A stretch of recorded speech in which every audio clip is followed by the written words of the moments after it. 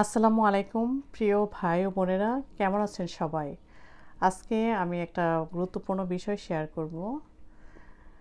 পৃথিবীর বহু মানুষের স্বপ্নের দেশ আমেরিকা, আর এই স্বপ্নের দেশে মানুষ অনেক কষ্ট করে এসে থাকে এবং বিভিন্ন ধরনের কষ্ট ভোগ করে থাকে। অনেকে অবৈধ উপায়ে এসে থাকে বৈধতা পাওয়ার জন্য, বছরের পর বছর এবং জীবন পার করে দেয়।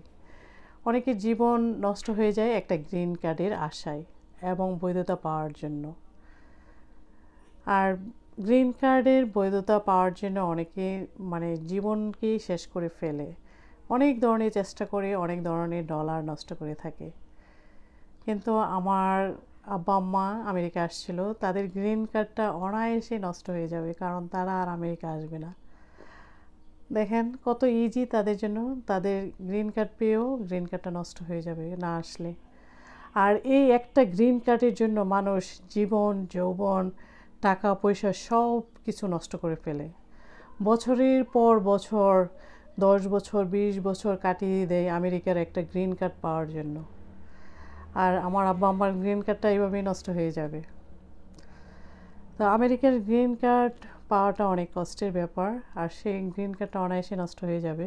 আর এই গ্রিন কার্ডের জন্য মানুষের জীবন পর্যন্ত চলে যাচ্ছে, যে চেষ্টা করতে করতে, যে আমেরিকায় লাস্ট দেখা গেলো যে গ্রিন কার্ড না পেয়ে অনেকে মারা গেছে।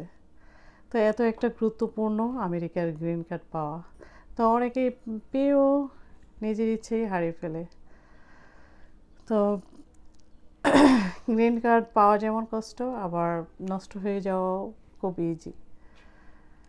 তো আপনারা গ্রিন কার্ডের আশায় না থেকে সবাই নিজের লাইফটাকে রিল্যাক্সভাবে থাকবেন, এবং ইচ্ছে করলেও গ্রিন কার্ডের আশায় না থেকে দেশে চলে যাবেন, কারণ এখানে কষ্ট করে থাকার কোনো মানে হয় না।